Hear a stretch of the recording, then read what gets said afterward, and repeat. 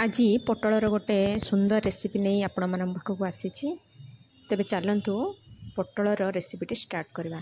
मु पटलर जमी साइड्रु चीरा लगे काटी दुई सैड्रु सेमती आपण मैंने काटि ने से अल्प किसी हलदी गुंड स्वाद अनुसार लुण पकेबे।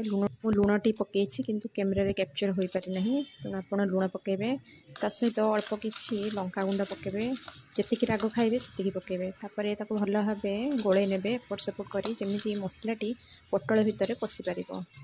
एबे आमे भाजीबा पटल को कढ़ाटी बसवा से सोरिष तेल देवा। सोरिष तेल देले भजाटीर टेस्ट टी भल लगी थाए तेणु आप चेष्टा करेंगे सोरिष तेल देवाक। जदि आपण पाखे सोरिष तेल ना ताहले आपण मैंने रिफाइन तेल यूज करेंगे।